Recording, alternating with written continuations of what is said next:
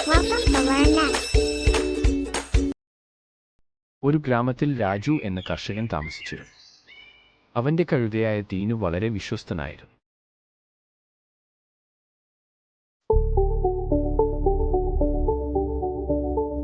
രാജുവിന് ദീനുവിനോട് വളരെ സ്നേഹം ഉണ്ടായിരുന്നു. ഒരു ദിവസം രാജു ദീനുവിനെ കൂട്ടിക്കൊണ്ട് അടുത്ത ഗ്രാമത്തിലേക്ക് പോയി. അവിടെ ദീനു ഒരു കുതിരയെ കണ്ടു. അതിന്റെ പേര് രാജ്. രാജ് വളരെ ഭംഗിയോടെ അലങ്കാരങ്ങളോടെയും മിന്നുന്ന വേഷത്തോടെയുമാണ്. ആളുകൾ അവനെ കുതിരപായനത്തിനും ഫോട്ടോയ്ക്കും കൊണ്ടുപോകും. ഇതൊക്കെ കണ്ട ദീനുവിന് തീരെ മോഹം തോന്നി. എനിക്ക് കൂടി ഇങ്ങനെ ജീവിക്കണം, ദീനു ചിന്തിച്ചു.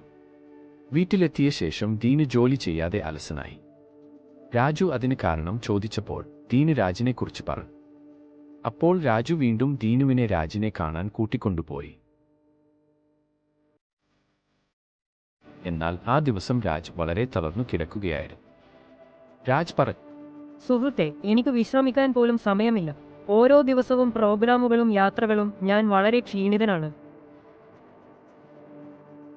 ഇത് കേട്ട ദീനുവിന് ബോധ്യമായി, ഓരോരുത്തരുടെയും ജീവിതത്തിന് വിലയുണ്ട്. സ്വന്തം ജോലി തന്നെയാണ് ഏറ്റവും മനോഹരമെന്ന് മനസ്സിലാക്കി ദീനു പഴയ പോലെ വീണ്ടും സ്വന്തം കർമ്മത്തിലേക്ക് മടങ്ങി.